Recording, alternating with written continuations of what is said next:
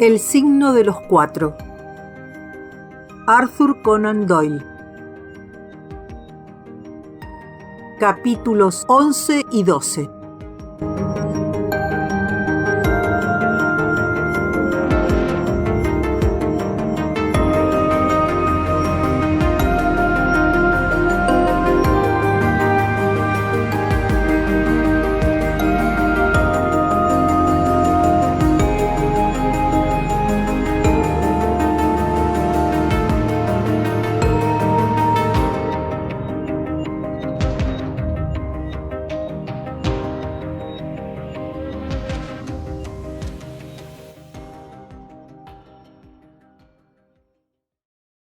Capítulo 11. El fabuloso tesoro de Agra. Nuestro prisionero estaba sentado en el camarote frente al cofre de hierro que tanto trabajo le había costado conseguir, después de una espera tan larga. Era un individuo moreno, de mirada inquietante, cuyo semblante de color caoba estaba surcado de arrugas que denotaban una vida ardua al aire libre. Su mentón barbudo tenía una singular prominencia que indicaba que era un hombre al que no era fácil hacer cambiar de parecer. Tendría unos 50 años, ya que en su rizado cabello negro brotaban ya bastantes canas. Cuando estaba sosegado, su rostro no era desagradable, aunque, como yo acababa de comprobar, sus espesas cejas y su agresivo mentón le daban una terrible expresión cuando se encontraba enojado. Estaba sentado con las manos esposadas sobre el regazo y la cabeza caída sobre el pecho, mientras miraba con sus ojos penetrantes y centelleantes al cofre que había sido la causa de su mal comportamiento. Me pareció ver más pesar que rabia en su rígido y contenido semblante. Una vez alzó los ojos hacia mí y creí observar en ellos una chispa de humor. «Bueno, Jonathan Small», dijo Holmes, encendiendo un cigarro. «Siento que hayamos llegado a esta situación». «Y yo también, señor», respondió él con franqueza. «No creo que me cuelguen por este asunto. Le juro a usted por la Biblia que yo no levanté mi mano contra el señor Sholto. Fue ese pequeño sabueso infernal, Tonga, quien le disparó uno de sus malditos dardos. Yo no tomé parte en ello, señor. Me dolió tanto como si se hubiese tratado de un pariente mío. Zurré por ello a aquel diablillo con el extremo de un cabo suelto, pero el mal estaba hecho y era irreparable». «Tenga un cigarro», dijo Holmes. «Y es mejor que eche un trago de mi frasco, pues está usted calado hasta los huesos. ¿Cómo pudo suponer que un hombre negro tan pequeño y tan débil llegara a vencer al señor Sholto y lo inmovilizara mientras usted trepaba por la cuerda? Parece usted saber tanto del asunto, señor, como si hubiera estado presente. La verdad es que yo no esperaba encontrar a nadie en la habitación. Conocía bastante bien las costumbres de la casa, y a esa hora el señor Sholto solía bajar a cenar. No ocultaré nada. La mejor defensa que puedo tener es decir la pura verdad. Pues bien, si se hubiera tratado del viejo comandante, me habría encantado descargarle un golpe. Me habría importado tan poco acuchillarlo como fumarme este cigarro. Pero es condenadamente duro que me arresten por la muerte del joven Sholto, en contra del cual no tenía nada en absoluto. Está usted a cargo del señor Athelney Jones, de Scotland Yard. Él lo conducirá a mis habitaciones, donde le pediré que me cuente el caso con todo detalle. Es preciso que lo confiese todo. Solo así espero poderle ser útil. Creo poder demostrar que el veneno actúa con tanta rapidez que el hombre estaba ya muerto cuando usted llegó a la habitación». «Sí que lo estaba, señor. Nunca lo he pasado tan mal como cuando lo vi hacerme muecas con la cabeza apoyada en el hombro mientras yo trepaba a la ventana. Me impresionó bastante, señor. Habría matado a Tonga solo por eso si no se hubiese largado a toda prisa. Por eso se dejó la masa, y también algunos dardos, según me dijo, lo cual sirvió tal vez para ponerle a usted sobre nuestra pista. Aunque no sabría decir cómo pudo seguirla. No le guardo rencor por ello, pero resulta extraño, añadió sonriendo con amargura, que yo, que tengo derecho a reclamar la mitad del millón de libras, me haya pasado la primera mitad de mi vida levantando un rompeolas en las islas de Andamán y tenga que pasarme la otra mitad cavando zanjas en Dartmoor. Fue un día fatídico para mí, aquel en que vi por primera vez al mercader Ahmed y entré en contacto con el tesoro de Agra, que hasta ahora no ha proporcionado más que calamidades a cuantos lo han poseído. Al mercader le trajo la muerte, al comandante Sholto temor y remordimientos, a mí esclavitud para toda la vida. En aquel preciso instante asomó en el diminuto camarote la cara ancha y los hombros recios de Athelney Jones. «Diríase que estamos en una reunión de familia», comentó. «Creo que echaré un trago de ese frasco, Holmes. Bueno, creo que podemos congratularnos mutuamente. Qué pena que no hayamos cogido con vida al otro, pero no hubo más remedio. Oiga, Holmes, confiese que sus cálculos fueron muy justos. Hicimos todo lo posible para alcanzar a la lancha». «Bien está lo que bien acaba», dijo Holmes, «pero lo cierto es que yo no sabía que la Aurora fuese tan rápida. Smith dice que es una de las lanchas más veloces que surcan el Támesis, y que si hubiera tenido otro hombre que le ayudara con las máquinas, nunca la habríamos cogido. Jura que no sabía nada de este asunto de Norwood». «Y dice la verdad. Él no sabía ni una palabra», gritó nuestro prisionero. «Escogí su lancha porque había oído que volaba. No le dijimos nada, pero le pagamos bien, y habría recibido un generoso premio si hubiéramos alcanzado en Gravesend al Esmeralda, barco que zarpaba en dirección a Brasil. Bueno, si él no ha hecho nada malo, procuraremos que nada malo le ocurra. Si somos bastante rápidos para atrapar a los culpables, no lo somos tanto para condenarlos». Era divertido observar cómo el presuntuoso Jones empezaba ya a vanagloriarse por su actuación en aquella captura. Por la leve sonrisa que apareció en el rostro de Holmes, comprendí que el discurso de aquel no le había pasado inadvertido. «Enseguida llegaremos al puente de Vauxhall», dijo Jones, «y usted, doctor Watson, desembarcará con el cofre del tesoro.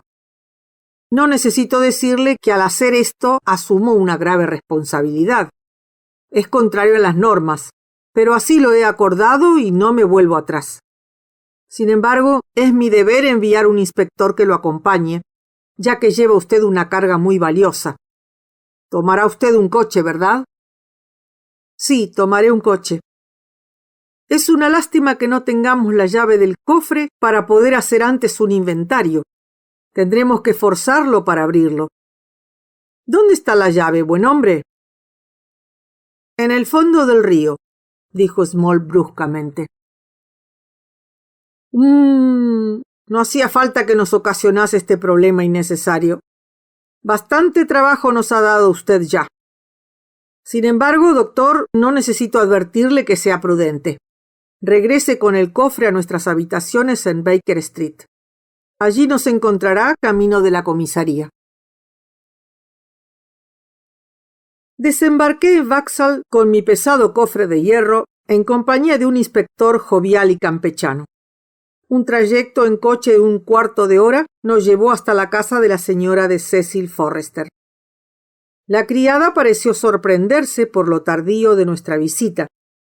La señora de Cecil Forrester había salido después de cenar, nos explicó, y probablemente no volvería hasta muy tarde. Sin embargo, la señorita Morstan estaba en la sala, de modo que dejé al servicial inspector dentro del coche de alquiler y me dirigí a la sala llevando en brazos el cofre. Estaba sentada junto a la ventana abierta, vestida con una especie de tejido blanco transparente, con un toque escarlata en el cuello y la cintura. Reclinada en un sillón de mimbre, la tenue luz de una lámpara con pantalla se reflejaba en su linda y seria cara, tiñendo de apagados destellos metálicos los brillantes rizos de su abundante y hermosa cabellera. Un brazo blanco y una mano también blanca colgaban a un costado del sillón. Y tanto su postura como su figura revelaban una melancolía absorbente. Sin embargo, al oír mis pasos, se levantó como movida por un resorte y un fuerte rubor, debido sin duda a la sorpresa y el placer, coloreó sus pálidas mejillas. «Oí que llegaba un coche», dijo. «Pensé que sería la señora Forrester, que regresaba muy pronto, pero no me imaginé que fuese usted. ¿Qué noticias me trae?» «Le traigo algo mejor que noticias», le dije dejando el cofre encima de la mesa y hablando jovial y vocingleramente, aunque dentro de mí sentía un peso en el corazón. «Le traigo algo que vale más que todas las noticias del mundo. Le traigo una fortuna». La señorita Morstan le echó una ojeada al cofre de hierro. «¿Entonces es esto el tesoro?», preguntó ella con bastante tranquilidad. «Sí, es el fabuloso tesoro de Agra. Una mitad le pertenece a usted y la otra mitad a Thaddeus Sholto. A cada uno les corresponde un par de cientos de miles de libras. Imagíneselo, una renta anual de 10.000 libras. Pocas jóvenes habrá en Inglaterra más ricas que usted. ¿Verdad que es maravilloso?». Creo que debí de exagerar mi alegría y que ella se dio cuenta de que mis felicitaciones sonaban falsas, ya que vi que enarcó un poco las cejas y me miró con curiosidad. «Si tengo el tesoro es gracias a usted». «No», le respondí. «Gracias a mí no, sino a mi amigo Sherlock Holmes. Ni con toda la voluntad del mundo habría podido yo seguir una pista que ha puesto a prueba incluso su talento para el análisis. Sea como fuere, casi lo perdimos en el último momento». «Por favor, siéntese y cuéntemelo todo, doctor Watson», dijo ella.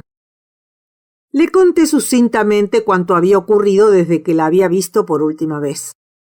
El nuevo método de Holmes para la búsqueda, el descubrimiento de la aurora, la aparición de Athelney Jones, nuestra expedición vespertina y la frenética persecución por el Támesis. Ella escuchó la enumeración de nuestras aventuras con la boca abierta y los ojos encendidos. Cuando mencioné el dardo que nos pasó rozando, se puso tan pálida que temí que fuera a desmayarse. «No es nada», me dijo, en tanto yo me apresuraba a servirle un poco de agua. «Me siento bien de nuevo. Me impresionó el enterarme que había expuesto a mis amigos a tan espantoso peligro». «Todo acabó ya», le respondí. «No fue nada. No le contaré más detalles deprimentes. Hablemos de algo más alegre. Ocupémonos del tesoro. ¿Qué puede haber más alegre que eso? Conseguí que me permitieran traérselo, pues pensé que le interesaría ser la primera en verlo». «Me interesa muchísimo», dijo ella. Sin embargo, no había impaciencia en su voz. Sin duda consideraba que quizá pareciera descortés por su parte el mostrar su indiferencia ante una recompensa que tanto había costado conseguir. «¡Qué cofre más bonito!», dijo inclinándose para examinarlo. «Es un trabajo de artesanía india, ¿verdad?». «Sí, un trabajo en metal hecho en Benarés». «¿Y cómo pesa?», exclamó ella tratando de levantarlo. «Solamente el cofre debe ser muy valioso. ¿Dónde está la llave?». «Small la arrojó al Támesis», le contesté. «Tendré que tomar prestado el atizador de la señora Forrester». El cofre tenía en su parte delantera una aldaba gruesa y ancha en la que habían labrado la imagen de un Buda sentado. Metí por debajo el extremo del atizador e hice palanca hacia afuera. La aldaba se abrió de golpe con un fuerte chasquido. Con dedos temblorosos levanté la tapa. Nos miramos ambos con estupefacción. El cofre estaba vacío. No era extraño que pesara tanto. El hierro con que estaba fabricado tenía 2/3 de pulgada de espesor en todos los sentidos. Era macizo, sólido, de excelente acabado como un arcón destinado a transportar objetos de gran valor. Pero en su interior no había ni rastro de joyas ni metales preciosos. Estaba completamente vacío. «El tesoro ha desaparecido», dijo la señorita Morstan con calma. Al escuchar esas palabras y darme cuenta de lo que significaban, me pareció que me quitaba de encima una gran responsabilidad. No supe lo mucho que me había abrumado aquel tesoro de Agra hasta que por fin había desaparecido. Esto era sin duda egoísta, desleal, incorrecto, pero no podía darme cuenta de nada salvo de que la barrera de oro que nos separaba había desaparecido. «Gracias a Dios», exclamé desde el fondo de mi corazón. Ella me miró esbozando una rápida sonrisa inquisitiva. «¿Por qué dice usted eso?» «Porque de nuevo está usted a mi alcance», le dije cogiéndole la mano que ella no retiró. «Porque la amo, Mary, tan fielmente como jamás un hombre amó a una mujer. Porque este tesoro, estas riquezas, sellaban mis labios. Ahora que han desaparecido, puedo decirle cuánto la amo. Por eso dije gracias a Dios». «Entonces yo también digo gracias a Dios», dijo ella en voz baja mientras yo la atraía a mi lado. Alguien había perdido un tesoro aquella noche, pero yo sabía que en mi caso había encontrado otro.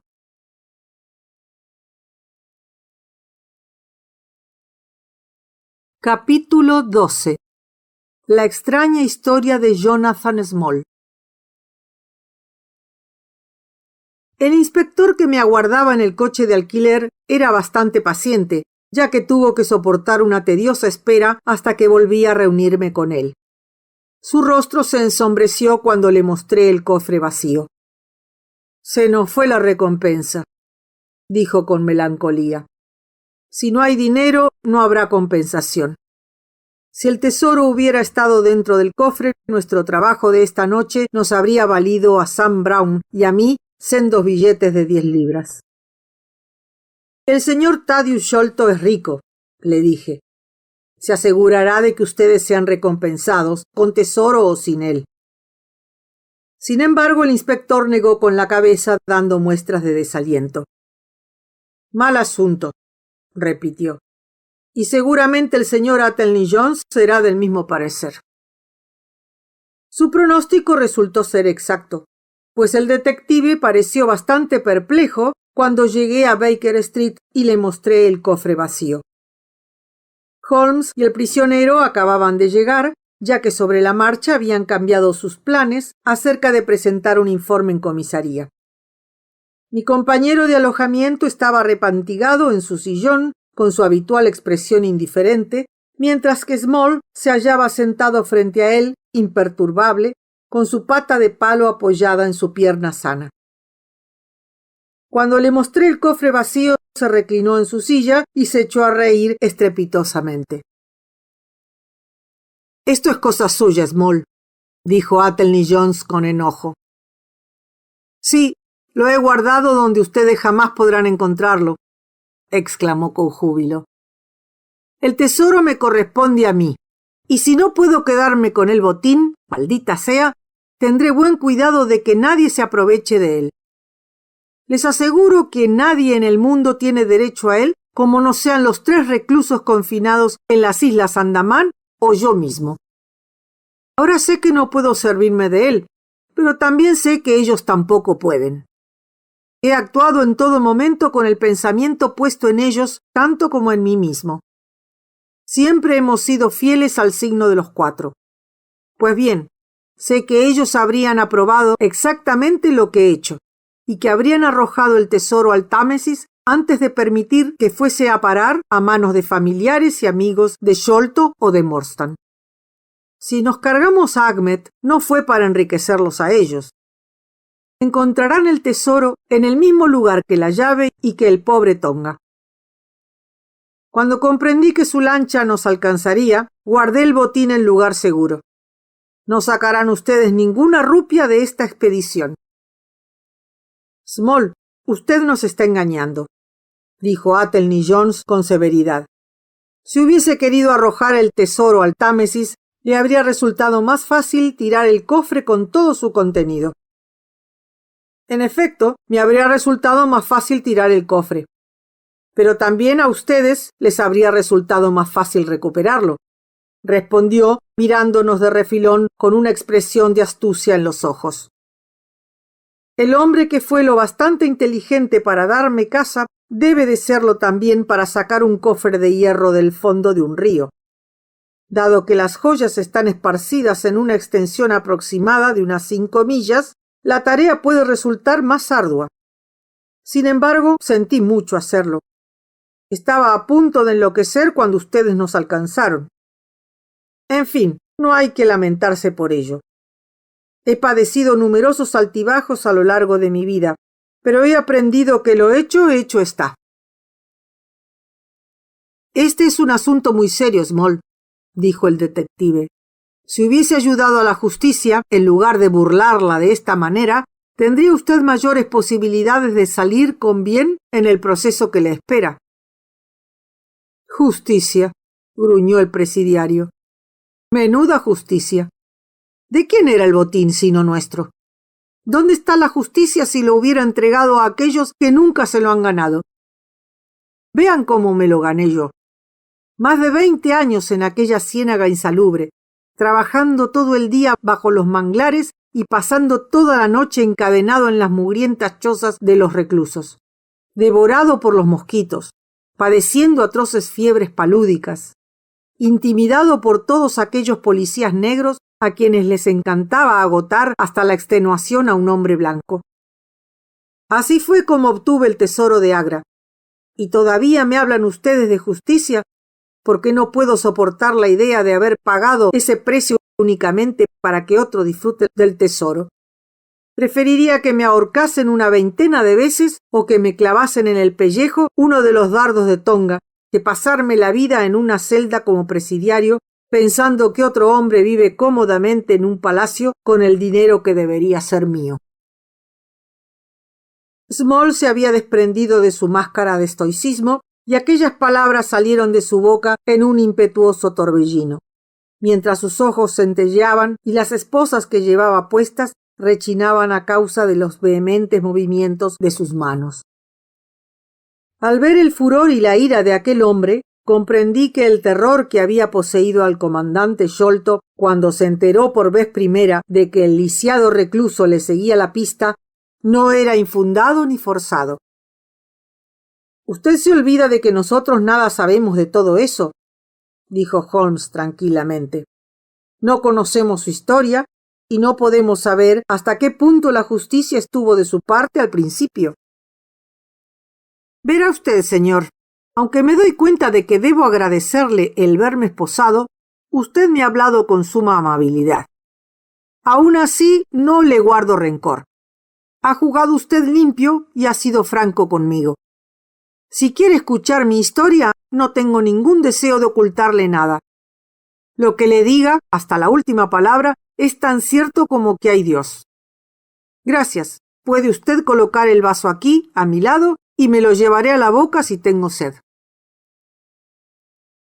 Nací en Worcestershire, concretamente en Pershore.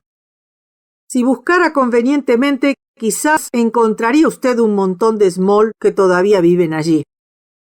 Muchas veces pensé en darme una vuelta por allí y echar un vistazo, pero la verdad es que nunca le he dado motivos a mi familia para enorgullecerse de mí, y dudo de que se alegrasen mucho de verme. Todos ellos eran gente formal, asidua a la iglesia, pequeños granjeros, muy conocidos y respetados en la región, mientras que yo fui siempre en cierta manera un trotamundos. No obstante, cuando tenía 18 años dejé de causarles problemas, pues me metí en un lío por una chica y solo pude librarme aceptando el chelín de la reina e incorporándome al tercero de Ante, que estaba a punto de embarcar para la India. Sin embargo, no estaba destinado a servir mucho tiempo como soldado. Apenas había superado el Paso de Ganso y aprendido a manejar el mosquete cuando cometí la tontería de bañarme en el Ganges. Por fortuna, me acompañó también en el agua el sargento de mi compañía, John Holder. que era uno de los mejores nadadores del regimiento. Cuando me encontraba a mitad del recorrido, un cocodrilo me mordió y me amputó la pierna derecha, justo por encima de la rodilla, con la misma limpieza que hubiera podido hacerlo un cirujano.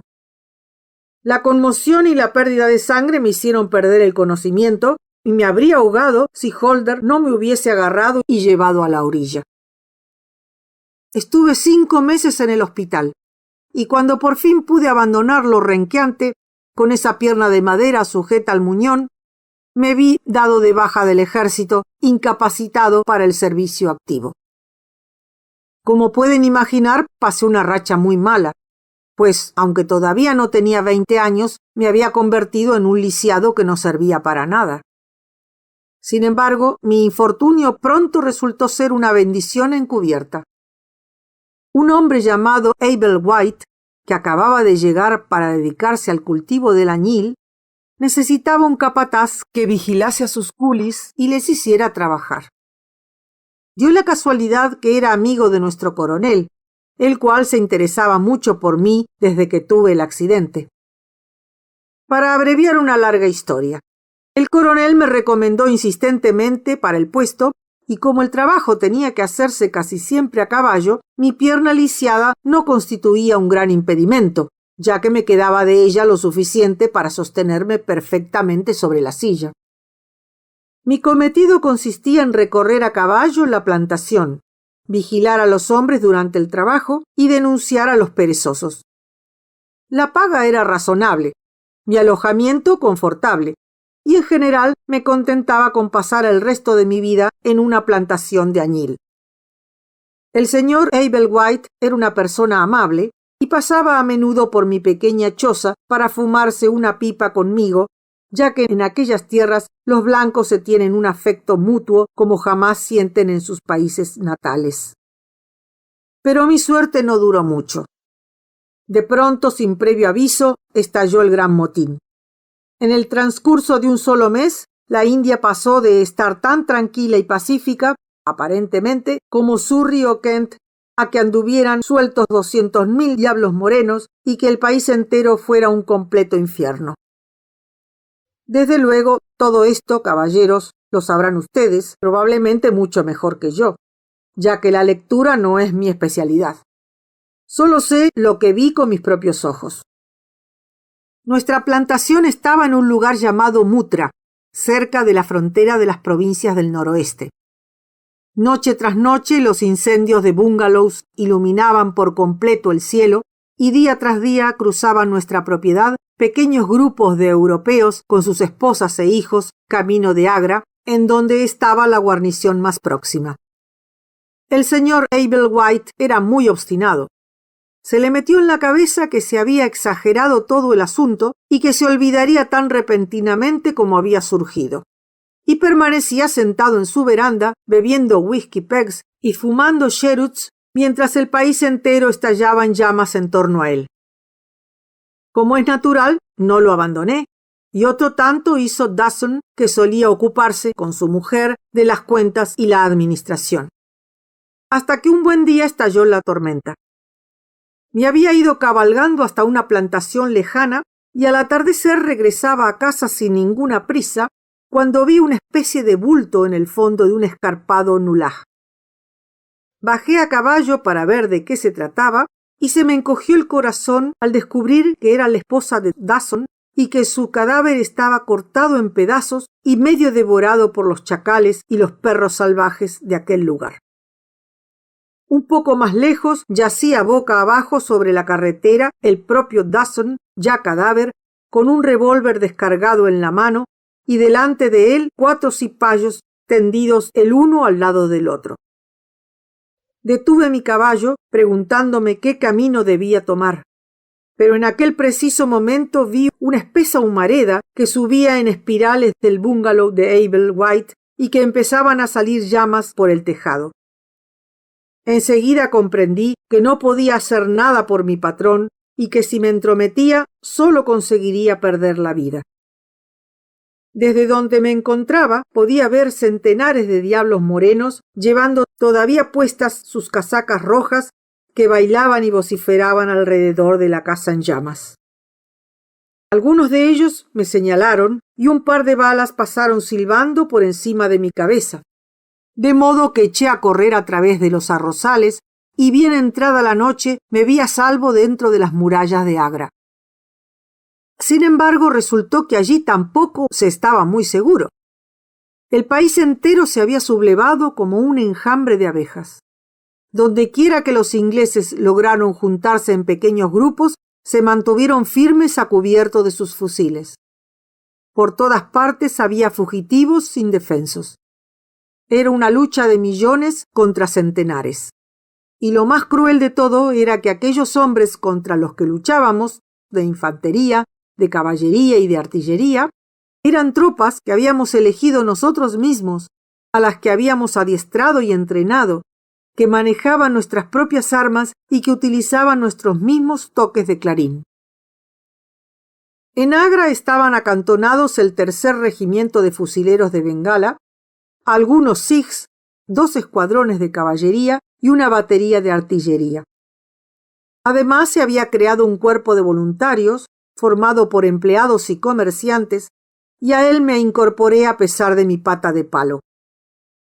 En los primeros días de julio salimos al encuentro de los rebeldes en Shagunsh y los rechazamos durante algún tiempo, pero se nos acabó la pólvora y tuvimos que replegarnos a la ciudad.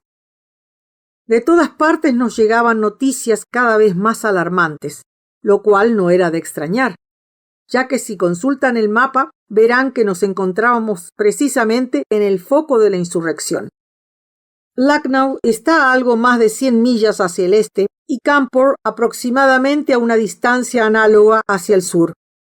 Desde todos los puntos cardinales solo nos llegaban noticias de torturas, asesinatos y atrocidades. Agra es una gran ciudad plagada de fanáticos y de toda clase de acérrimos adoradores del demonio. Nuestro puñado de hombres se habría perdido entre sus estrechas y tortuosas calles. Por consiguiente, nuestro jefe nos hizo cruzar el río y nos apostamos en el viejo fuerte de Agra. No sé, caballeros, si alguno de ustedes ha leído u oído hablar de este antiguo fuerte. Es un lugar muy extraño, el más extraño de cuantos conozco, y eso que he estado en los rincones más raros. En primer lugar, es de un tamaño enorme. Yo diría que su recinto abarca varios acres. Hay una parte moderna, con muchas dependencias, en las que tuvo cabida toda nuestra guarnición, las mujeres, los niños, las provisiones y todo lo demás. Pero esta parte moderna no tiene ni punto de comparación en cuanto a tamaño con la parte antigua, que nadie visita y que está abandonada a los escorpiones y ciempiés. En ella hay grandes salones desiertos, tortuosos pasadizos y largos corredores que se entrecruzan, de modo que resulta bastante fácil que cualquiera se pierda. Por este motivo era muy raro que alguien se atreviera a internarse en ella, aunque era posible que, de vez en cuando, algún grupo provisto de antorchas fuera a explorarla. El río baña la fachada del viejo fuerte y de ese modo lo protege por delante, pero en sus costados y en la parte trasera hay muchas puertas, que tenían que ser vigiladas, como es natural, lo mismo en la parte antigua que en el sector que realmente ocupaban las tropas.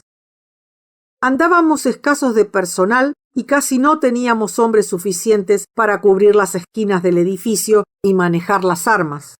Por consiguiente, nos era absolutamente imposible estacionar una fuerte guardia en cada una de las innumerables puertas. Lo que hicimos fue organizar un cuerpo de guardia centralizado en medio del fuerte y dejar cada puerta a cargo de un hombre blanco y 2 o 3 indígenas. Me tocó en suerte montar la guardia durante unas cuantas horas cada noche en una poterna aislada en el flanco sudoeste del edificio. Pusieron a mis órdenes a 2 soldados de caballería sikhs y recibí instrucciones de disparar mi mosquete si algo iba mal, pudiendo contar con que inmediatamente acudiría en mi ayuda el cuerpo de guardia. Sin embargo, como el cuerpo de guardia estaba al menos a 200 pasos de distancia, y para venir desde él había que atravesar un laberinto de pasadizos y corredores, yo tenía serias dudas de que pudieran llegar a tiempo en caso de un verdadero ataque. Verán ustedes, yo estaba muy orgulloso de que me hubiesen confiado aquel pequeño mando, siendo como era un recluta novato y además con una pierna lisiada. Monté la guardia 2 noches consecutivas con mis punjabis. Eran 2 tipos altos, de aspecto feroz, de nombre Mahomet Singh y Abdullah Jan, ambos veteranos combatientes que ya se habían enfrentado a nosotros en Chilianwala. Aunque sabían hablar inglés bastante bien, no logré sacarles ni una palabra. Preferían pasarse toda la noche sentados el uno al lado del otro, farfullando su extraña jerigonza sikh. Por mi parte, yo solía permanecer en la parte de fuera de la puerta, contemplando el ancho y sinuoso río y las centelleantes luces de la gran ciudad. El redoble de los tambores, el repiqueteo de los tantanes y los gritos y alaridos de los rebeldes, ebrios de opio y de bhang, bastaban para que no nos olvidáramos un solo instante de que nuestros peligrosos vecinos estaban al otro lado del río. Cada 2 horas el oficial de noche hacía la ronda por todos los puestos, para asegurarse de que todo se hallaba en orden. La tercera noche de mi guardia, el cielo estaba encapotado, hacía un tiempo de perros y caía una fina y torrencial llovizna. Con semejante tiempo era bastante deprimente permanecer en la puerta hora tras hora. Una y otra vez intenté trabar conversación con mis sikhs, aunque con escaso éxito. A las 2 de la madrugada pasó la ronda, rompiendo por un momento la monotonía de la noche. Convencido de que no podría hacer hablar a mis compañeros, saqué mi pipa y deposité en el suelo mi mosquete para encender una cerilla. En un instante, los 2 sikhs se abalanzaron contra mí. Uno de ellos me arrebató el trabuco de pedernal y me apuntó con él a la cabeza, mientras el otro me ponía al cuello un enorme cuchillo, amenazándome con clavármelo si daba un solo paso. Lo primero que pensé fue que esos individuos estaban confabulados con los rebeldes y que aquello era el comienzo del ataque. Si la puerta que yo defendía caía en manos de los cipayos, necesariamente caería también el fuerte y las mujeres y los niños recibirían el mismo trato que en Campor. Quizás crean ustedes, caballeros, que trato de justificarme, pero les doy mi palabra de que cuando pensé en aquello, a pesar de que sentía en mi garganta la punta del cuchillo, abrí la boca con intención de gritar, aunque fuese lo último que hiciera, para dar la alarma a la guardia. El hombre que me sujetaba pareció leer mi pensamiento, ya que en el mismo momento en que me disponía a gritar, me susurró: «No haga ningún ruido. El fuerte no corre peligro. No hay ningún perro rebelde a este lado del río». Lo que decía parecía verosímil, y comprendí que si elevaba la voz sería hombre muerto. Lo pude leer en sus ojos marrones. Por consiguiente, aguardé en silencio hasta ver qué querían de mí. «Escuche, Sahib», me dijo el más alto y de aspecto más feroz de los 2, al que llamaban Abdullah Jan. «Es preciso que ahora se ponga de nuestra parte o tendremos que hacerlo callar para siempre. El asunto es demasiado serio para que nos andemos con vacilaciones. O bien se pone de nuestro lado en cuerpo y alma y nos lo jura sobre la cruz de los cristianos, o esta noche arrojaremos su cadáver al foso y nos pasaremos a nuestros hermanos del ejército rebelde. No puede haber término medio. ¿Qué escoge, la muerte o la vida? Solo podemos darle 3 minutos para que se decida, porque el tiempo vuela, y es necesario hacerlo todo antes de que vuelva a pasar la ronda». «¿Cómo voy a decidirme?», les dije yo. «No me habéis dicho lo que queréis de mí. Pero desde ahora os digo que si se trata de algo que atente contra la seguridad del fuerte, no quiero saber nada del asunto.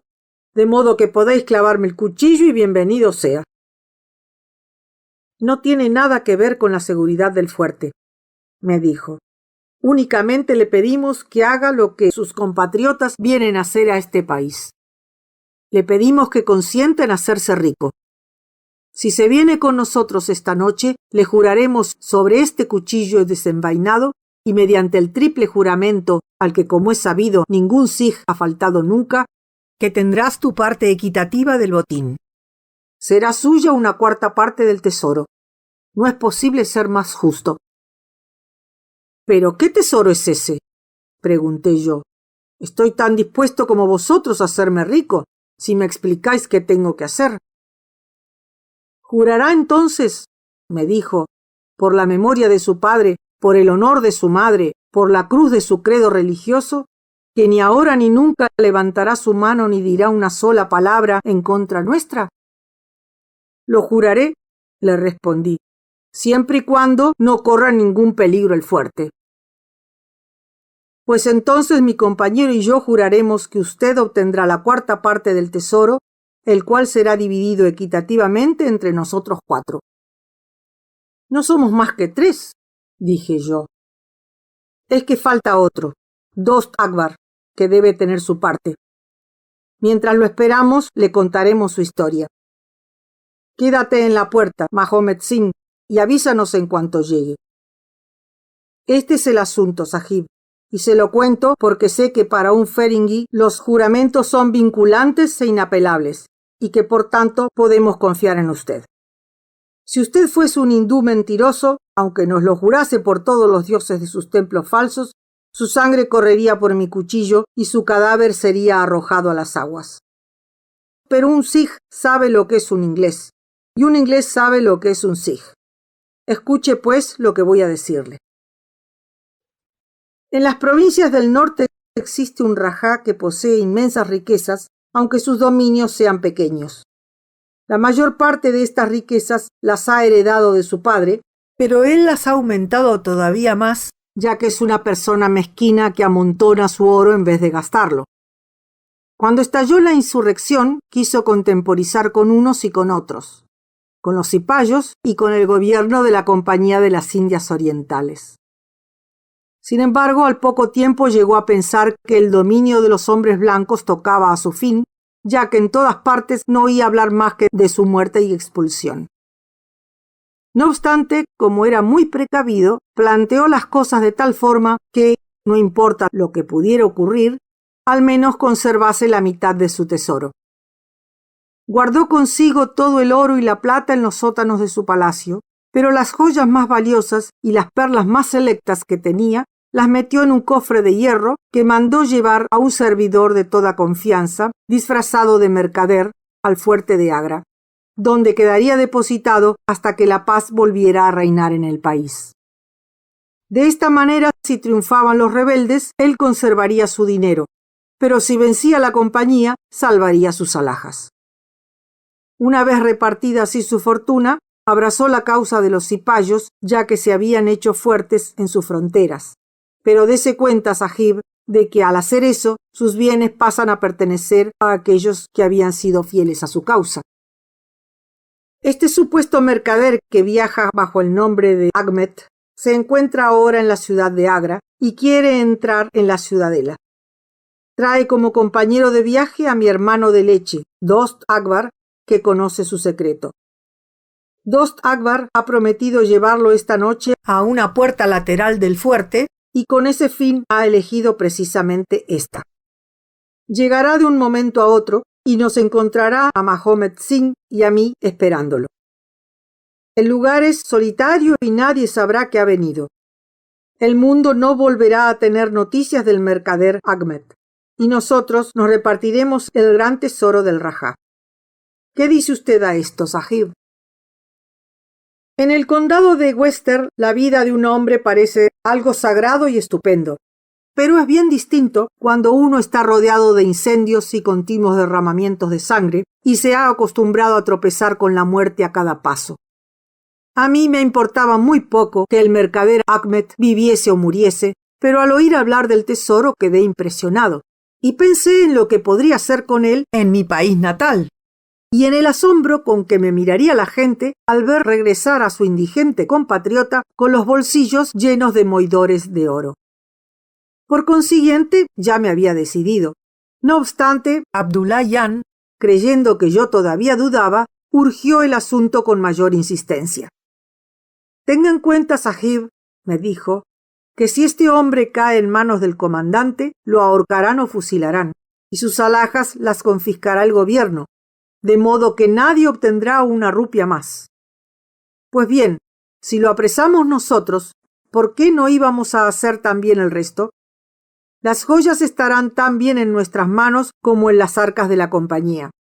Serán suficientes para convertirnos a todos nosotros en hombres ricos y en grandes jefes. Nadie podrá enterarse del asunto, ya que aquí estamos aislados. ¿Qué mejor ocasión para lo que nos proponemos? Decida, pues, Sahib, si está con nosotros o si debemos considerarlo como un enemigo.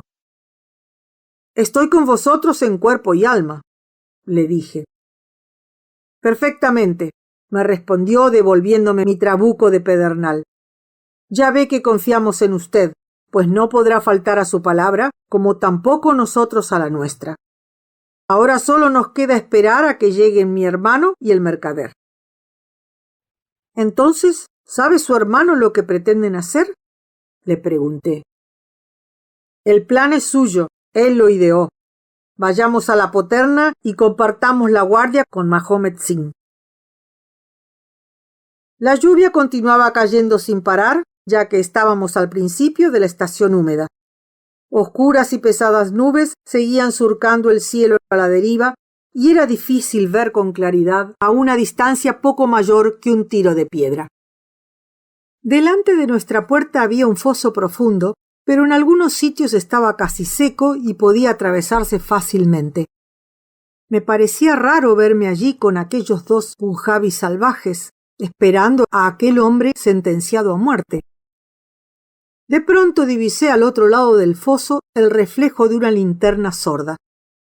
Desapareció entre los montones de tierra y al poco rato reapareció dirigiéndose despacio hacia nosotros. «Ahí están», exclamé. «Usted le dará el alto, Sahib, como de costumbre», susurró Abdullah. «Así no le dará motivos para sospechar. Luego ordene que entremos con él y nosotros nos ocuparemos del resto mientras usted permanece aquí de guardia.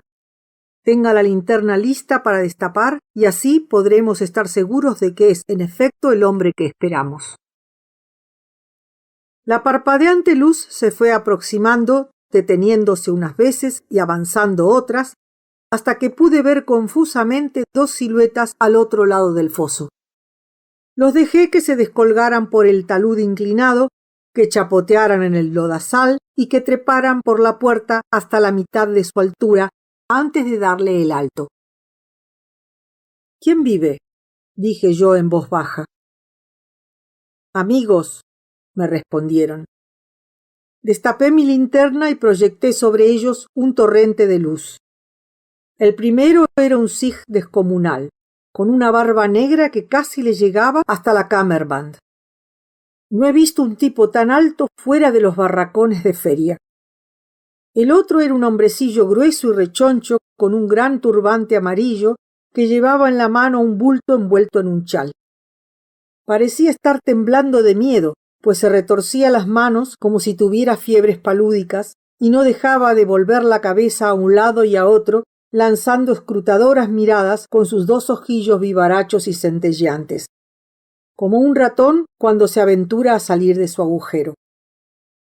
Sentí escalofríos al pensar que tenía que matarlo, pero me acordé del tesoro y mi corazón se volvió tan duro como la piedra.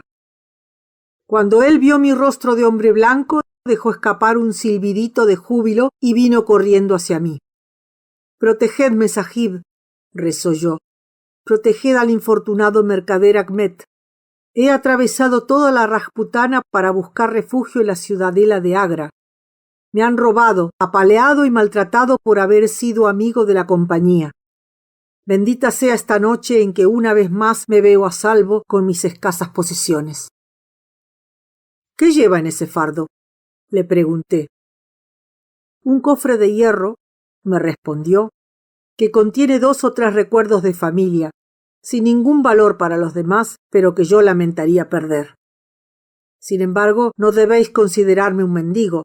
Sabré recompensaros, joven Sahib, y también al gobernador, si me concede la protección que pido». No podía seguir hablando más con aquel hombre, pues no me fiaba de mí mismo. Cuanto más miraba su rostro grueso y asustado, más duro me parecía que tuviéramos que matarlo a sangre fría. Lo mejor era acabar de una vez. «Llevadlo a la guarnición principal», dije. Los 2 sikhs lo rodearon por ambos lados y, seguidos a escasa distancia por el gigante, entraron en la oscura puerta. Jamás hombre alguno caminó hacia la muerte tan bien escoltado. Yo me quedé en la entrada con la linterna. Podía oír el ruido de sus pasos acompasados que resonaban a través de los solitarios corredores. De repente los pasos cesaron y oí voces, el fragor de una refriega y ruido de golpes. Un instante después escuché con horror una afluencia de pasos que venían en mi dirección, acompañados de la ruidosa respiración de un hombre que huía. Dirigí mi linterna hacia el largo y estrecho pasadizo y allí estaba el hombre gordo, corriendo como un gamo, con una mancha de sangre cruzándole la cara, y el gigantesco sikh de la barba negra, saltando como un tigre, le pisaba los talones con un brillante cuchillo en la mano. Nunca he visto a un hombre correr tan rápido como aquel mercader. Le estaba ganando terreno al sikh, y comprendí que si me sobrepasaba y llegaba a campo abierto, todavía podría salvarse. Mi corazón se ablandó por un momento, pero al pensar de nuevo en el tesoro, volví a endurecerme y a enconarme. Cuando pasó junto a mí a toda velocidad, le arrojé entre las piernas mi trabuco de pedernal y dio un par de vueltas sobre sí mismo como un conejo cuando es alcanzado por un disparo. Antes de que pudiera ponerse en pie, tambaleándose, el sikh se abalanzó sobre él y le hundió el cuchillo 2 veces en un costado. El hombre no profirió gemido alguno ni movió un solo músculo. Se quedó donde había caído. Creo que debió de desnucarse al caer. Como pueden ver ustedes, caballeros, estoy cumpliendo con mi promesa. Les cuento los hechos palabra por palabra, tal como sucedieron, me sean favorables o no. Se calló y alargó sus manos esposadas hacia el whisky con agua que Holmes le había preparado. En cuanto a mí, confieso que aquel hombre me inspiraba ya el máximo horror, no solo por aquel crimen a sangre fría en el que estaba implicado, sino todavía más por la forma, un tanto impertinente y despreocupada, con que nos lo contaba. Cualquiera que fuese el castigo que le aguardaba, me parecía que no podía contar con mi compasión.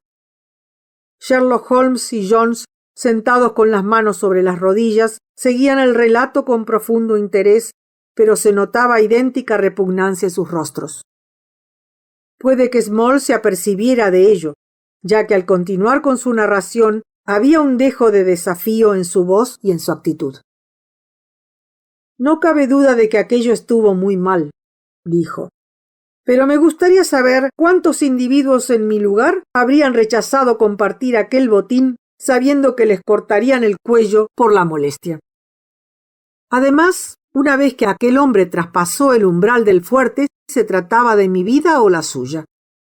De haberse escapado, todo el mundo habría salido a la luz y me habrían formado consejo de guerra y probablemente fusilado, pues en aquellos tiempos la gente no era muy benévola. Continúe con su relato, dijo Holmes bruscamente. Pues bien, lo llevamos dentro entre Abdullah Akbar y yo. Pesaba mucho, a pesar de su corta estatura. Mahomet Singh se quedó a vigilar la puerta. Lo llevamos a un sitio preparado ya al efecto por los sikhs. Quedaba algo lejos, en un gran salón vacío, cuyas paredes de ladrillos estaban desmoronando, y al que se accedía a través de un tortuoso pasadizo. La tierra del piso se había hundido en su lugar, formando una fosa natural, y allí depositamos al mercader Ahmed después de haber cubierto su cadáver con ladrillos sueltos. Hecho esto, regresamos todos a donde se hallaba el tesoro. Estaba donde él lo había dejado caer cuando fue atacado antes. El cofre era el mismo que está abierto sobre la mesa y tienen ustedes delante. La llave colgaba de un cordón de seda atado al asa cincelada que tenía en la tapa. Lo abrimos y a la luz del farol brilló un montón de gemas que me recordaron aquellas de las que hablaban los libros que yo había leído en Pershore cuando era un chaval. Deslumbraban al mirarlas. Cuando nos hubimos regalado la vista, las sacamos y confeccionamos una lista de todas ellas. Había 143 diamantes de primera categoría, entre ellos uno al que según creo llamaban el Gran Mogol, del que se dice que es el segundo más grande que existe. Había también 97 esmeraldas muy hermosas y 170 rubíes, algunos de los cuales eran, sin embargo, pequeños. Además, había 40 carbúnculos, 210 zafiros, 61 ágatas y una gran cantidad de berilos, ónices, ojos de gato, turquesas y otras piedras preciosas cuyos nombres se ignoraba entonces, aunque desde entonces he llegado a familiarizarme con ellos. Además de todo esto, había cerca de 300 perlas hermosísimas, 12 de las cuales estaban engarzadas en una diadema de oro. Por cierto, estas últimas las había sacado alguien del cofre y ya no estaban allí cuando lo recuperé. Después de haber hecho el recuento de nuestros tesoros, los volvimos a meter en el cofre y nos los llevamos a la puerta de la muralla para enseñárselo a Mahomet Singh. Acto seguido, renovamos solemnemente nuestro juramento de apoyarnos los unos a los otros y mantener nuestro secreto. Acordamos ocultar nuestro botín en lugar seguro hasta que el país estuviese de nuevo en paz, para proceder luego a repartírnoslo equitativamente. No tenía sentido repartirlo en aquel momento, ya que si encontraban en nuestro poder gemas tan valiosas, ello daría lugar a sospechas, y en el fuerte no había ningún paraje solitario donde pudiéramos guardarlas. Por consiguiente, llevamos el cofre a la misma sala donde habíamos enterrado el cadáver. Debajo de determinados ladrillos de la pared mejor conservada, hicimos un agujero y metimos nuestro tesoro. Procuramos tomar nota del lugar y al día siguiente dibujé 4 planos, uno para cada uno de nosotros, y al pie de los mismos puse el signo de los 4, ya que habíamos jurado que cada uno de nosotros actuaría en interés de todos, de modo que ninguno pudiese aprovecharse. Puedo jurar con la mano en el corazón que jamás he quebrantado ese juramento. Pues bien, no es necesario, caballeros, que les cuente cómo terminó el motín de los cipayos. Cuando Wilson tomó Delhi y Sir Colin liberó Lucknow, se llevó a cabo la parte más difícil del asunto. Llegaron abundantes tropas de refresco y Nana Sahib se esfumó por la frontera. Una columna volante al mando del coronel Reed llegó a Agra y arrojó de allí a los pandis. La paz parecía restablecerse en el país y nosotros 4 empezamos a abrigar esperanzas de que se acercaba el día en que podríamos irnos tranquilamente con nuestras respectivas partes del botín. Sin embargo, nuestras esperanzas se frustraron instantáneamente al ser arrestados como autores del asesinato de Ahmed. Ocurrió de esta manera. Cuando el Rajá confió a Ahmed sus joyas, lo hizo porque no dudaba de su fidelidad. Sin embargo, los orientales son gente desconfiada. ¿Y qué hizo el Rajá? Pues llamó a su segundo criado más leal y lo puso a espiar al primero, con la orden de no perder nunca de vista a Ahmed y de seguirlo igual que su sombra. Aquella noche lo siguió y lo vio pasar por la puerta de la muralla. Naturalmente, creyó que se había refugiado en el fuerte, y él mismo solicitó entrar al día siguiente, pero no pudo encontrar rastro alguno de Ahmed. Aquello le pareció tan extraño que se lo mencionó a un sargento de guías y a través de él llegó a oídos del comandante del fuerte. Inmediatamente se llevó a cabo una minuciosa investigación y se descubrió el cadáver. Por esta circunstancia, cuando empezábamos a pensar que estábamos a salvo, nos detuvieron a los 4 y nos sometieron a juicio acusados de asesinato. A 3 de nosotros porque habíamos vigilado la puerta aquella noche, y al cuarto porque se sabía que había acompañado al muerto. Durante el proceso no hubo la menor alusión a las joyas, ya que el Rajá había sido depuesto y expulsado de la India, de modo que nadie tenía interés especial en recobrarlas. Sin embargo, quedó probado con toda evidencia que fue un asesinato, y se tenía la certeza de que todos nosotros debíamos de estar implicados. Los 3 Sikhs fueron condenados a trabajos forzados de por vida, y yo a muerte, aunque después me conmutaron la pena por la misma que a los otros. Entonces nos encontramos en una situación bastante curiosa. Los 4 estábamos encadenados y con muy pocas probabilidades de salir en libertad algún día, en tanto que cada uno de nosotros guardaba un secreto que, de haber podido hacer uso de él, nos podría haber permitido vivir en un palacio. Era como para consumirse por dentro tener que soportar las patadas y bofetones de cualquier insignificante funcionario meticuloso, tener siempre que comer arroz y beber agua, cuando afuera estaba disponible aquella espléndida fortuna, esperando simplemente que cada uno de nosotros la recogiera.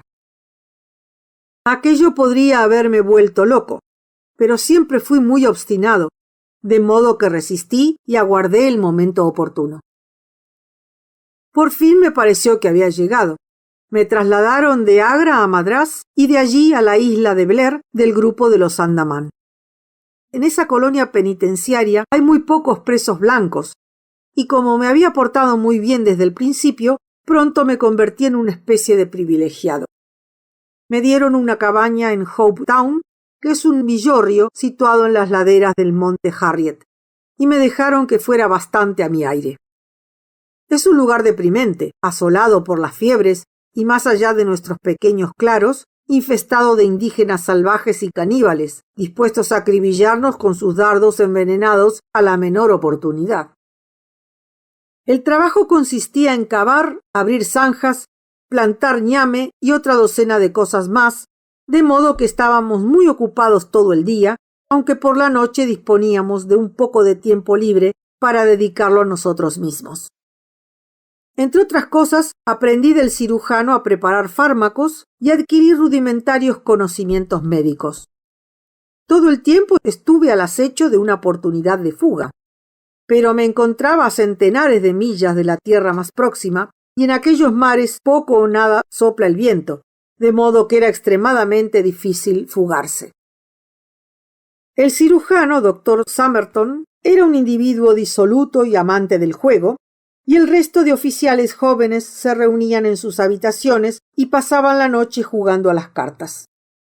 El consultorio donde yo debía preparar mis fármacos estaba situado junto al cuarto de estar del doctor y tenía una ventanita que daba al mismo. A menudo, cuando me sentía solo, solía apagar la lámpara del consultorio y desde allí podía escuchar lo que hablaban y observar su juego. A mí también me gusta jugar a las cartas, y verlos me resultaba casi tan agradable como echar una partidita yo mismo. El grupo lo formaba el comandante Sholto, el capitán Morstan, el teniente Bromley Brown, que estaba al mando de las tropas nativas, y el propio cirujano, además de 2 o 3 funcionarios de la prisión, que eran tipos astutos que jugaban con mucho sigilo y disimulo sin arriesgar ni un céntimo.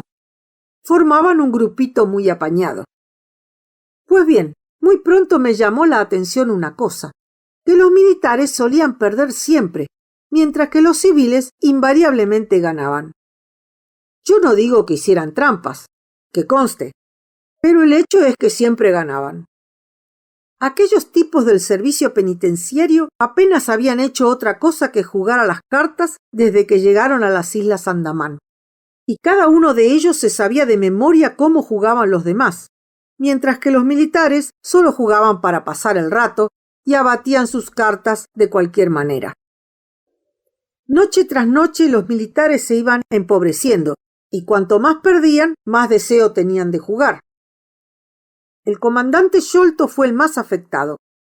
Al principio solía pagar con billetes y monedas de oro, pero pronto pasó a hacerlo con pagarés y con sumas cada vez más importantes.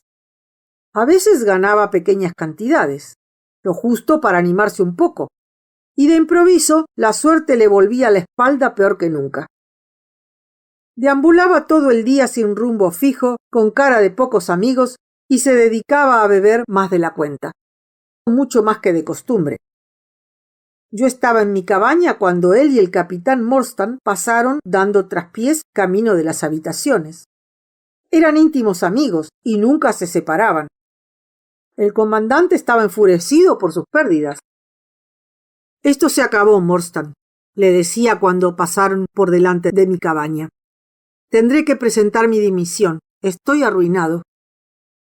Tonterías, amigo mío, dijo el otro dándole una palmadita en la espalda. Yo también me he visto en serias dificultades, pero... Eso fue lo único que pude oír, pero fue suficiente para ponerme a pensar. Un par de días más tarde me encontré con el comandante Sholto dando un paseo por la playa y aproveché la ocasión para hablar con él. Desearía consultarle algo, comandante, le dije. Bien, Small, ¿de qué se trata? Me preguntó, quitándose el cheruz de la boca. Quería preguntarle, señor, le dije, ¿quién es a su juicio la persona más idónea a quien podría entregar un tesoro escondido? Sé dónde está oculto un tesoro valorado en $500,000 de libras, y como no puedo aprovecharme de él, pensé que tal vez lo mejor que podría hacer sería entregarlo a las autoridades correspondientes, y quizá de ese modo me rebajarían la pena. ¿Ha dicho $500,000 de libras, Small? Dijo con voz entrecortada, mirándome fijamente para ver si hablaba en serio. Exactamente eso, señor. En joyas y perlas. Está disponible para cualquiera que se haga con él. Y lo más extraño de todo es que su verdadero dueño ha sido proscrito y desposeído de toda propiedad, de modo que pertenece al primero que llegue. Pertenece al gobierno, Small, farfulló. Al gobierno. Pero titubeó al decirlo y supe en mi fuero interno que ya era mío. ¿Cree usted entonces, señor, que debería informar del hecho al gobernador general? Bueno, no debe precipitarse a hacer nada de lo que luego puede arrepentirse. Cuéntemelo usted todo, Small. Póngame al corriente de los hechos. Le relaté la historia completa, modificándola ligeramente para que no pudiera identificar los lugares. Cuando hube terminado, él permaneció inmóvil y meditabundo. Por el temblor de sus labios, deduje que en su interior se libraba una lucha. Este es un asunto de la mayor importancia, Small, me dijo por fin. No debe usted decir una palabra a nadie acerca del mismo. Dentro de poco volveré a verlo. 2 noches después, él y su amigo, el capitán Morstan, vinieron a mi cabaña a altas horas de la noche, alumbrándose con un farol. Small, me gustaría que el capitán Morstan oyera ese relato de sus propios labios, me dijo el comandante Sholto. Lo repetí tal como lo había contado antes. Parece convincente, ¿verdad? Dijo el comandante. ¿Cree que hay suficiente base para actuar? El capitán Morstan asintió con la cabeza. Escuche un momento, Small, dijo el comandante. Mi amigo aquí presente y yo hemos estado hablando del asunto y hemos llegado a la conclusión de que, después de todo, este secreto suyo no es ni mucho menos asunto del gobierno, sino que le concierne exclusivamente a usted, y que, desde luego, puede usted disponer de él como mejor le parezca. La cuestión a plantear ahora es, ¿qué precio pediría usted por él? Puede que nos sintamos inclinados a aceptarlo y como mínimo a considerarlo si nos pusiéramos de acuerdo en las condiciones. Trataba de hablar con calma y despreocupadamente, pero en sus ojos brillaban la excitación y la codicia. Veamos. En cuanto a eso, caballeros, respondí pretendiendo también parecer sereno y tranquilo, aunque me sentía tan excitado como él. Solo es posible un trato cuando se está en mi situación. Ustedes nos ayudan a recobrar la libertad, a mí y a mis 3 compañeros, y nosotros los aceptamos como socios y les damos 1/5 parte del tesoro para que se la repartan entre ustedes. Dijo. ¿Solo 1/5 parte? No es una propuesta muy tentadora que digamos. Vendrían a ser unas 50,000 libras para cada uno, dije. Pero, ¿cómo podemos conseguir nosotros que los pongan en libertad? Sabe usted muy bien que lo que pide es imposible. Nada de eso, le respondí. Lo he planeado todo hasta el último detalle. El único impedimento para poder fugarnos es que no disponemos de un barco apropiado para el viaje ni de provisiones suficientes para la larga travesía. En Calcuta y Madrás hay infinidad de balandros y yolas que nos servirían perfectamente. Tráiganos uno. Nos comprometemos a subir a bordo durante la noche y si nos desembarcan en cualquier parte de la costa de la India, habrá cumplido con su parte del trato. Si no fuera más que una sola persona, me dijo. O todos o ninguno, le respondí. Lo hemos jurado. Los 4 debemos actuar juntos. ¿Lo ve usted, Morstan?, dijo el comandante. Small es un hombre de palabra. No abandona a sus amigos. Creo que podemos confiar en él plenamente. Es un asunto sórdido, contestó el otro. Sin embargo, como usted dice, ese dinero nos permitiría retirarnos del servicio primorosamente. Bien, Small, dijo el comandante. Supongo que debemos intentarlo y aceptar sus condiciones. Pero antes, desde luego, tenemos que comprobar la veracidad de su relato. Dígame dónde está escondido el cofre y yo pediré permiso para ausentarme y regresaré a la India en el barco que trae mensualmente los suministros para informarme del asunto. No tan deprisa, le dije yo, enfriándome cada vez más a medida que él se calentaba. Necesito el consentimiento de mis 3 camaradas. Ya le dije que es preciso que nos pongamos de acuerdo los 4. Tonterías, interrumpió él. ¿Qué tienen que ver esos 3 tipos negros con nuestro acuerdo? Negros o azules, dije yo, están en el asunto conmigo y vamos juntos. En fin, el asunto concluyó con una segunda reunión en la que estuvieron presentes Mahomet Singh, Abdullah Jan y Dost Akbar. Volvimos a discutir el asunto y finalmente llegamos a un acuerdo. Nos comprometimos a suministrar a los 2 oficiales sendos planos del fuerte de Agra, en los que señalaríamos el lugar donde estaba escondido el tesoro. El comandante Sholto, por su parte, iría a la India para comprobar nuestra historia. Si encontraba el cofre, tenía que dejarlo allí y enviarnos un pequeño balandro aprovisionado para el viaje que fondearía en las inmediaciones de la isla Ratland, hacia donde nosotros nos dirigiríamos. Y por último, debía volver a su puesto. Luego el capitán Morstan solicitaría permiso para ausentarse, se reuniría con nosotros en Agra y allí se llevaría a cabo el reparto final del tesoro. Y él se haría cargo de la parte del comandante, además de la suya propia. Cerramos el trato con los juramentos más solemnes que la mente pueda imaginar o los labios pronunciar. Pasé toda la noche en vela y haciendo uso de papel y tinta, a la mañana siguiente tenía listos los 2 mapas, firmados con el signo de los 4, es decir, de Abdullah, Akbar, Mahomet y yo mismo. Bien, caballeros, mi largo relato les debe de empezar a cansar, y me consta que mi amigo el señor Jones está impaciente por verme de nuevo a buen recaudo en el Trullo. Abreviaré todo lo que pueda. El granuja de Sholto se fue a la India, pero ya no regresó. Muy poco después, el capitán Morstan me mostró su nombre en una lista de pasajeros de un buque correo.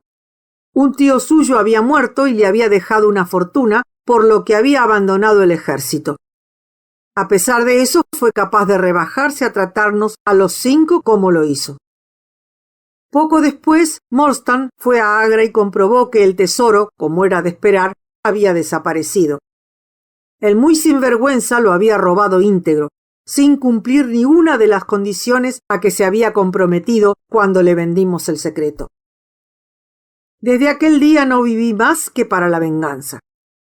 Pensaba en ella de día y por la noche la fomentaba. Se convirtió en una pasión irresistible y absorbente que me dominaba. Me traía sin cuidado la ley y todavía más el patíbulo. Mi único pensamiento era escaparme, averiguar el paradero de Sholto y estrangularlo con mis propias manos. Incluso el tesoro de Agra era poca cosa en mi mente en comparación con el deseo que sentía de matar a Sholto. En fin, en esta vida me he propuesto muchas cosas sin que dejara de conseguir ni una sola. Pero tuve que esperar muchos años antes de que llegara mi hora. Ya les he dicho que había aprendido algo de medicina. Un día en que el doctor Summerton estaba en cama con fiebre, una cuadrilla de presidiarios recogió en el bosque a un pequeño indígena andamanés, el cual, sintiéndose mortalmente enfermo, se había escondido en un lugar solitario para morir. Me hice cargo de él, aunque era tan malévolo como una cría de culebra, y al cabo de 2 meses logré que se recuperara y pudiera andar. Me tomó por eso tal cariño que no quiso volver al bosque y siempre andaba merodeando alrededor de mi cabaña. Aprendí de él un poco de su jerigonza y eso hizo aumentar su afecto hacia mí. Tonga, pues así se llamaba, era un excelente barquero y poseía una canoa grande y espaciosa. Cuando descubrí que sentía devoción por mí y que haría cualquier cosa por servirme, comprendí que se me presentaba una posibilidad de fuga. Hablé de ello con él. Convinimos en que cierta noche llevaría su embarcación a un antiguo embarcadero que nunca estaba vigilado y allí me recogería. Le di instrucciones para que se aprovisionara de varias jícaras de agua y de gran cantidad de ñame, cocos y boniatos. Vaya si era leal y de fiar el pequeño Tonga. Nadie tuvo nunca un compañero más fiel. La noche fijada tenía lista su canoa en el embarcadero. Sin embargo, dio la casualidad de que pasaba por allí uno de los guardias del presidio, un infame patano que nunca había perdido ocasión de insultarme y ofenderme. Desde siempre había jurado vengarme de él, y ahora se presentaba la ocasión. Era como si el destino lo hubiera puesto en mi camino para que yo pudiera saldar mi deuda antes de abandonar la isla. Estaba en la orilla de espaldas a mí y con la carabina al hombro. Busqué a mi alrededor una piedra con la que romperle la crisma, pero no pude encontrar ninguna. Entonces me vino a la cabeza una extraña idea que me mostró dónde podía procurarme un arma. Me senté en la oscuridad y solté las correas de mi pata de palo. Me bastaron 3 largos saltos a la pata coja para llegar hasta él. Se echó la carabina al hombro, pero yo le di de lleno y le aplasté la parte frontal del cráneo. Aún se puede ver la raja en la madera en el sitio donde le golpeé. Caímos los dos al mismo tiempo, ya que yo no pude mantener el equilibrio. Pero cuando me incorporé, comprobé que él seguía echado, completamente quieto. Me dirigí hacia la embarcación y 1 hora más tarde estábamos en alta mar. Tonga se había llevado consigo todo lo que poseía en este mundo, sus armas y sus dioses. Tenía, entre otras cosas, una larga lanza de bambú y algunas esteras típicas de las islas Andamán, confeccionadas con fibra de coco, con las cuales hice una especie de vela. Durante 10 días estuvimos barloventeando, confiando en la suerte, y al 11º fuimos recogidos por un mercante que se dirigía de Singapur a Jeddah, con un cargamento de peregrinos malayos. Eran gente bastante extraña, pero pronto Tonga y yo logramos adaptarnos a ellos. Tenían una cualidad muy buena. Te dejaban en paz y no hacían preguntas. En fin, si yo les contara todas las aventuras que nos acaecieron a mi pequeño compinche y a mí, ustedes no me lo agradecerían, ya que los retendría aquí hasta que brillara el sol. Vagamos sin rumbo por el mundo de acá para allá, pero siempre aparecía algo que nos mantenía alejados de Londres. Sin embargo, durante todo aquel tiempo nunca perdí de vista mi propósito. Todas las noches soñaba con Sholto. Lo habré matado en sueños por lo menos 100 de veces. Por fin, hace 3 o 4 años pudimos llegar a Londres. Apenas tuve dificultades para averiguar dónde vivía Sholto y me puse a trabajar para descubrir si se había deshecho del tesoro o si, por el contrario, todavía lo conservaba. Me hice amigo de alguien que pudiera ayudarme. No doy nombres porque no quiero comprometer a nadie más. Y pronto averigüé que todavía tenía las joyas. Entonces intenté llegar hasta él de muchas maneras, pero era muy astuto y estaba siempre protegido por 2 boxeadores profesionales, además de sus hijos y su Khidmutgar. Un día, sin embargo, me enteré de que estaba agonizando. Inmediatamente corrí al jardín, loco de desesperación al pensar que se me escapaba la presa de aquella manera, y al mirar por la ventana lo vi tumbado en la cama rodeado de sus hijos. Habría entrado, arriesgándome a enfrentarme con los 3, solo que, en el preciso momento en que lo miraba, se le cayó la mandíbula y comprendí que había muerto. Sin embargo, aquella misma noche entré en su habitación y revolví todos sus papeles para ver si encontraba alguna indicación acerca de dónde había escondido nuestras joyas. Pero no encontré nada, de modo que me fui, todo lo amargado y rabioso que un hombre puede llegar a estar. Antes de marcharme, pensé que si volvía a encontrarme alguna vez con mis amigos Sikhs, les alegraría saber que había dejado algún testimonio de nuestro odio. Así que garabateé el signo de nosotros 4, tal como la habíamos estampado en el mapa, y lo clavé con un alfiler en el pecho del cadáver. Era intolerable que lo fueran a enterrar sin ningún recuerdo de los hombres a quienes había robado y engañado. En aquella época nos ganábamos la vida exhibiendo al pobre Tonga en ferias y otros sitios por el estilo, como si fuera un negro caníbal. Comía carne cruda y bailaba danzas guerreras, de modo que al final de cada jornada siempre teníamos el sombrero lleno de peniques. Todavía me mantenía al corriente de las noticias que llegaban de Pondicherry Lodge, y durante algunos años no hubo nada en particular, salvo que seguían buscando el tesoro.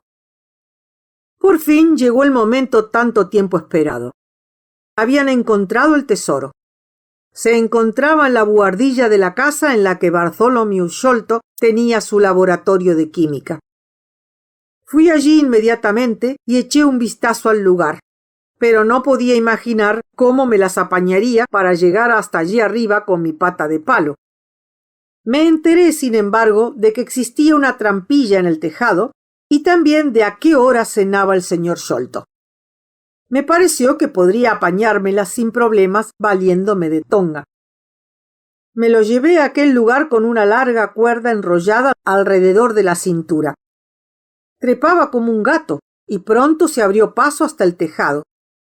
Pero quiso la mala suerte que el señor Bartholomew Sholto estuviera todavía en la habitación para desgracia suya. Tonga creyó que había actuado muy inteligentemente matándolo, ya que cuando yo subí por la cuerda me lo encontré pavoneándose con orgullo. Se sorprendió mucho cuando me abalancé sobre él con el extremo de la cuerda y lo maldije por ser un diablillo sanguinario. Cogí el cofre del tesoro y lo descolgué, y luego me deslicé yo mismo por la cuerda. Después de haber dejado sobre la mesa el signo de los 4, para hacer constar que las joyas volvían por fin a quienes con más derecho pertenecían. Luego Tonga recogió la cuerda, cerró la ventana y salió por donde había entrado. No creo que me quede nada más que contarles. Había oído hablar a un barquero de lo rápida que era la lancha de Smith, la Aurora, de modo que pensé que me vendría muy bien para escapar. Me puse al habla con el viejo Smith, ofreciéndole una elevada suma si nos llevaba sanos y salvos hasta nuestro barco. Sin duda debió de sospechar que en todo aquello había algo raro, pero no le conté nuestro secreto. Todo esto es cierto, y si se los he contado, caballeros, no ha sido para distraerlos, ya que ustedes no me han hecho ningún favor, sino porque creo que lo mejor que puedo hacer en mi defensa es no callarme nada, permitiendo que todo el mundo sepa lo mal que me trató el comandante Sholto y que soy completamente inocente de la muerte de su hijo. Un relato extraordinario, en efecto, dijo Sherlock Holmes. Una adecuada conclusión para un caso sumamente interesante. Nada había de nuevo para mí en la última parte de su relato, salvo que usted se llevó su propia cuerda. Eso no lo sabía. A propósito, Yo había supuesto que Tonga había perdido todos sus dardos.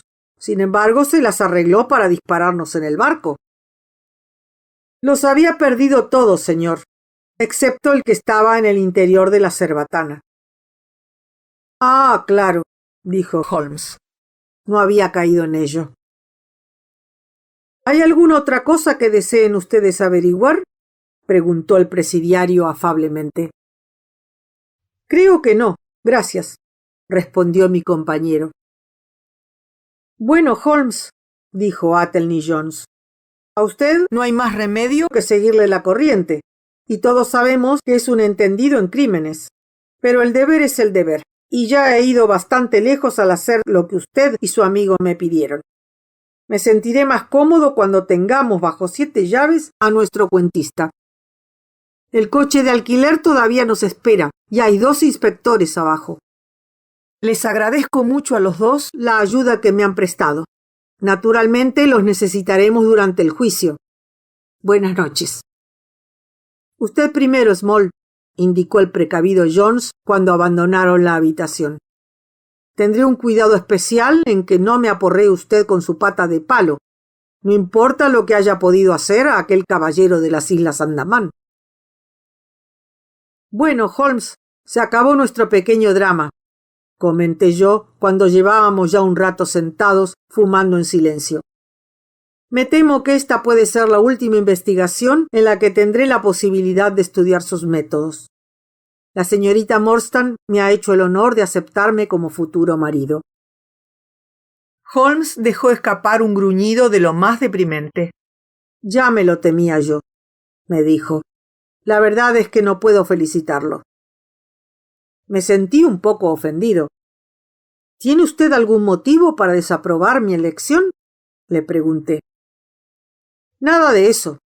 Creo que la señorita Morstan es una de las jóvenes más encantadoras que he conocido y podría haber sido muy útil en una tarea como la que hemos estado realizando.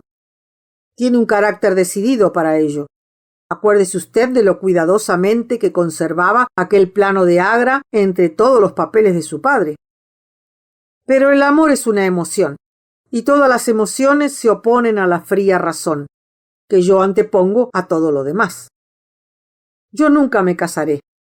No vaya a ser que afecte a mi juicio. Confío, le dije yo echándome a reír, en que mi juicio sobreviva a la prueba. Pero parece usted cansado. Sí, empiezo ya a sentir la reacción. Estaré como un guiñapo durante una semana.